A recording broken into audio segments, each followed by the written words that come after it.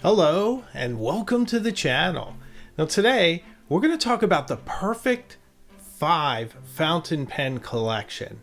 This conversation came out of one of our recent lives where we were talking about my wife's fountain pen collection, which is really interesting, eclectic, and small.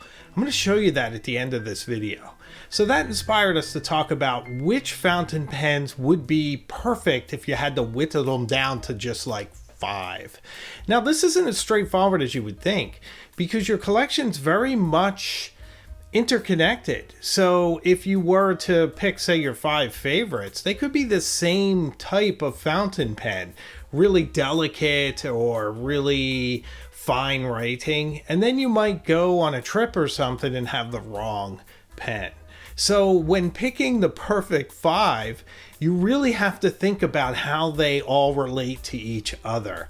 So I took my own collection, somewhere around 100 pens. I never really know how many pens I have because some come, they go. So I'm going to guess it's somewhere around 100 right now. I decided which would be the perfect 5 that would all fit together and I could really be happy with for the rest of my life. Well, let's say an extended period of time. So let's pick some pens. So my first choice will not be a surprise to anyone who has watched this channel, and that's why I'm going to get it out of the way right away, because I think the rest of my choices will be really surprising. So my first choice is the Montblanc 149. Now, I've had this pen for over 11 years. It really suits my hand. I really love that gigantic, smooth, and expressive nib. I do think that it's nice to have a sort of heavy hitter pen in your collection. That one pen that gives you an extra boost of confidence if you're going off to a meeting, or if you're in a gathering of other fountain pen friends that you have a pen that's, impressive and sort of fun to own. And the Montblanc is certainly that. It's also very reliable. It's one of those pens that always writes for me every time I unscrew that cap and touch that gold tip to a page. I'm going to get a luscious, glossy, shining line of incredible ink, troweled along in interesting ways, guided by a very comfortable hand. It's just a tremendous writing experience for me. I love the weight of this pen. I love its feel. I love its dimensions. I love the history. It just has all the associations, the romance. I love that Donna Tartt mentioned it in The Secret Histories. It's just a fantastic pen. It just delivers on the promise of a Montblanc pen with all of the heritage, all of the cultural associations, all of that incredible writing experience and everything else that just makes it a great pen that I'm very proud of owning and one that I reach for often, and I just truly couldn't part with it. That's really part of it for me. If I had to really whittle my entire collection down to one pen, it would be the Montblanc 149. In fact, it has been before. There was a time when I gave away almost my entire pen collection, and I wrote exclusively with the 149 for, I'd say 4 years or so. But if there was one pen, if there could only be one, it would be the Montblanc 149. So it had to be in my 5 pen collection. For my second choice, I'd like to get into a little bit more surprising territory, something a little bit more esoteric, if you will. And that's one of the reasons why I got into fountain pens in the first place, is that I am a vintage life aficionado. I just love outdated means of communication. I love fedoras. I love classic style. I mean, my passion for typewriters as well. So my affinity for fountain pens is very much rooted in this, and for me not to have a vintage pen in my 5 pen collection would just be ridiculous. So out of all my vintage pens, and I have many, I love my Waterman 52.5. It's incredibly expressive. It has the most amazing flex nib, but it doesn't hold enough ink. But fortunately, recently, I purchased the Waterman 5 in celluloid with an incredible flex nib that is one of my best writers. It makes my handwriting look vintage because it's like I'm painting my words together with a brush. It's absolutely exquisite how this pen writes, and those of you that are cognoscenti and Illuminati members of the channel and have exchanged letters with me most likely have seen this pen in action. It's incredibly expressive. I can do downstrokes that are so thick and then use the lightest upstrokes with that nib that ranges from really extra fine all the way to double broad. It is really quite astounding. It also has that Waterman look to it. It has the beautiful feel of celluloid, that warmth in your hand, and it just connects with how many other hands must have owned this through the decades before it got to me. So it is an absolutely brilliant pen, a vintage pen, and I think a vintage pen is a must-have in my 5-pen collection. So in crafting this 5-pen collection and thinking about how they relate, I have the heavy hitter pen, the Montblanc 149. I have that necessary vintage pen in the Waterman 5. So what I thought I needed for my 3rd pen was a very robust pen that could go with me anywhere and everywhere. In fact, you may have seen it recently at Walden Pond with me. It is often the pen I reach for if I go out into the woods or out into rougher terrain, and you really don't know if you're going to drop your pen or if something may happen to it. So I think everyone needs one nearly indestructible pen.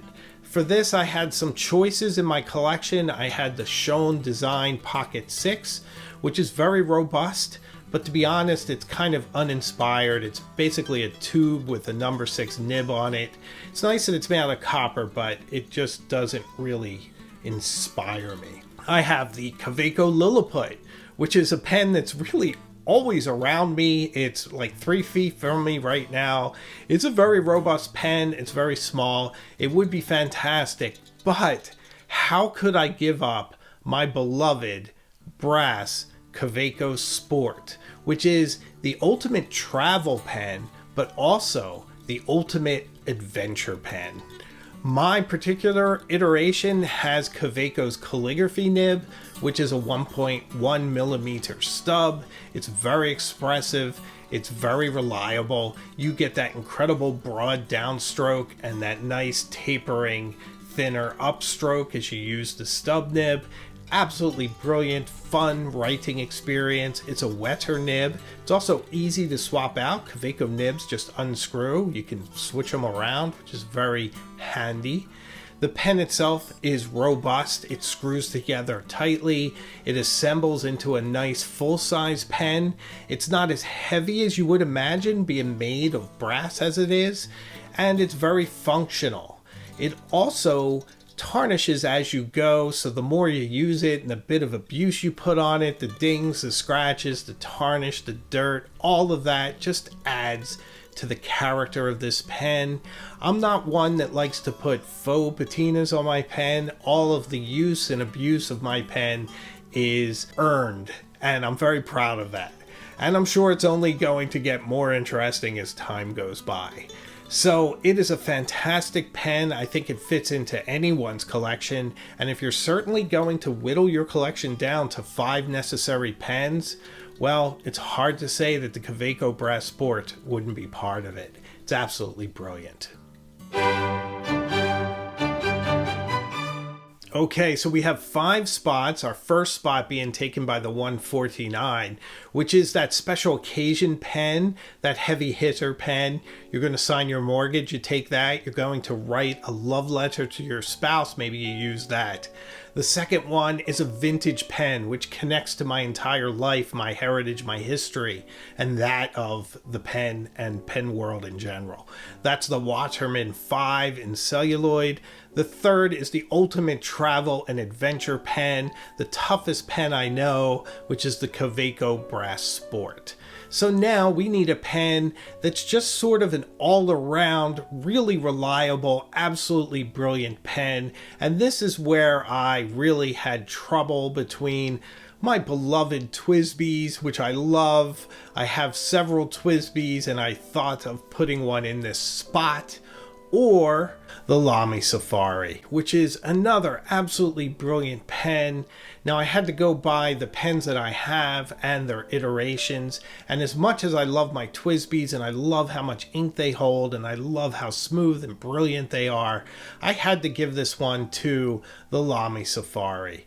And more particularly my Mango one with their calligraphy nib, that 1.1 stub, which is absolutely brilliant. It seems very sharp shouldered. I get a nice clean line as I go. It looks so amazing in my journal. I almost always have this pen filled with Oxblood ink by Diamine, which if I had a signature color ink, it would certainly be one of the top contenders. Probably Oxblood and Gerbon's Eclat de Saphir. Both of those are the inks that I reach for the most often. So the Lamy Safari is just a great pen for carrying around with you on a daily basis. It's not a pen that you need to give a lot of thought to. You can certainly subject it to a certain amount of abuse since it's made out of the same type of plastic as Lego, and so you're not really going to be able to hurt this pen. Now the converter, the Z28 converter, gets a little sticky, which is a little annoying, but all that set aside, I just really like this pen. I like writing with it. It has a great weight. You have great control over it. It's at that price point where if something should happen to it, I don't have to get overly concerned. And it's just an incredible, brilliant, fun pen that I suppose would also be somewhat expendable in my 5-pen collection so far, but no less loved. I adore this pen. So there's one pen left in our perfect 5 fountain pen collection. And afterwards I'll show you my wife's collection, which is really cool. So in thinking of the last pen, I already have the heavy hitter sort of status pen, if you will. I have the perfect vintage pen with a gorgeous flex nib, so it does double duty there. I have one of the most indestructible pens anywhere with the Kaweco Brass Sport. And I have one of the great workhorse pens of all time with the Lamy Safari. Pen I can throw in my bag, carry in my briefcase, not have to worry about. But is going to be a great writer all day. So, which would be my 5th? Well, I mean, there's a lot of different contenders for this. I'm thinking a lot of pens like even the Montblanc 146, which had a flex nib. So I thought maybe I might want a calligraphy tool. But I thought that the Waterman 5 actually covered that territory nicely. In parsing everything out, and when you own a pen that is almost perfect, the one pen in my collection that is truly extraordinary, just a triumph of design, writing, fill mechanism, ink capacity, fun to use, exquisite, expressive, 14 karat gold nib. There's a hint. Well, it just has to be the Pilot Custom 823. That pen is just so great. The only criticism I really have about it is that it has a bit of exposed resin plastic there on the cap that could chip if you drop it.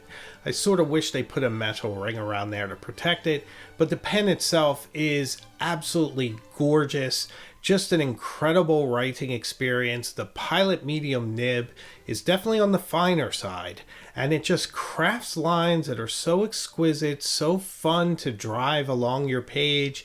You find yourself writing very small but expressively, and it's just an absolute joy. The fill mechanism is fun. It's a bit dramatic when you plunge it into ink, and it makes that hydraulic whooshing sound, and it just fills up with a good bit of ink that will keep you going for a very long time. So it's a great pen for journaling. It's great for the office. It has many, many uses, and it's easy to carry. It has a great clip.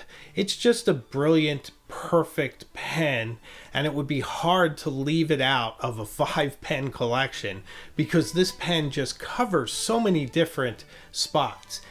Writing, journaling, ink capacity, a gold nib, a great fill mechanism, a beautiful color or lack of color with the translucent amber, but it's beautiful. You guys know how pretty this pen is. And a great weight, a great maker in Pilot, one of my favorite pen companies.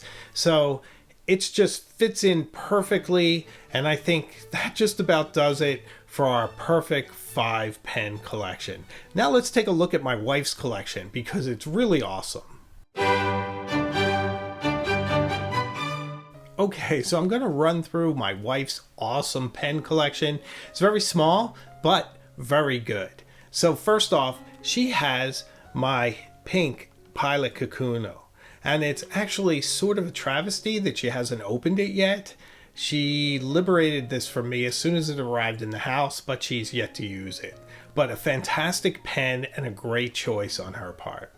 Secondly, we have this Lamy Safari in this gorgeous mint green. It has a medium nib. I know she's thinking about getting that cursive nib for it, which I really like. I have it on my white Lamy Safari. So once again, it's hard to argue that her choice of pens is not spot on. This is a brilliant all-around pen, and I know she uses this quite a bit in her office. Now we're getting into more of the sort of eclectic stuff that she has. This is a promo fountain pen from Cacharel that she picked up at the Commonwealth Pen Show. That's just really cool and fun, and she left the price tag on there. I think she's afraid of messing up the pen by taking it off. But it's really feminine, really beautiful in this green and pink, and I would certainly use this pen for journaling myself. It's just a lot of fun. Now this is my wife's powerhouse pen. This is the Pilot Vanishing Point in blue carbon fiber. Just an absolutely great pen with that gold nib that's sequestered away. It's a great writer. It has a little bit of flex in there. This is a great pen for taking around with you to the office and anywhere where you're taking notes. It's just a lovely pen with a really interesting clip.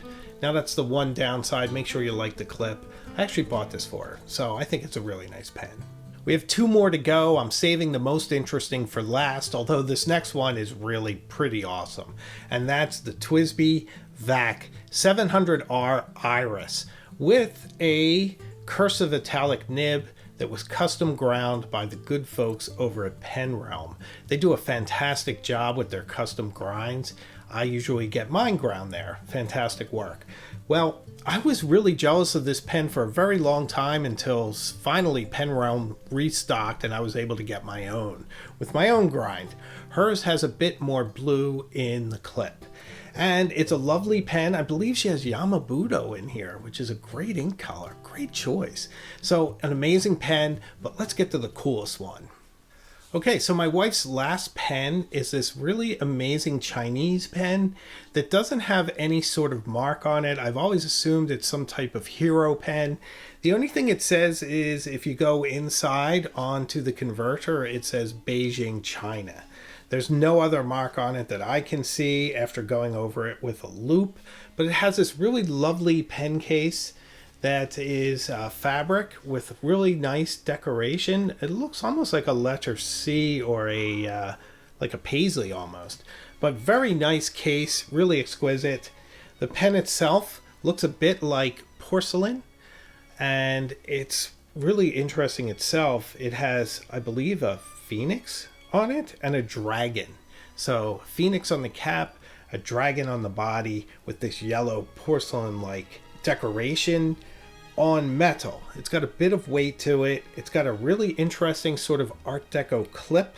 If you open it up, it's somewhat reminiscent of a Parker 51 with a hooded nib and a really cool sort of diamond design. It's actually sort of coffin shaped at the end of the grip, but it's really cool. It's almost looks like a nib that's not there. So it sort of makes up for the nib. And then if you open it up, it has a squeeze converter, which is not the best, with the grip feeling like plastic. It posts. It also has a bit of friction as you shut it. So it's just really exquisite and really lovely. And it's one of my favorite fountain pens. I really wish I owned it. Good job. So, what do you think of my wife's fountain pen collection? It's really interesting, isn't it? Probably deserved its own video.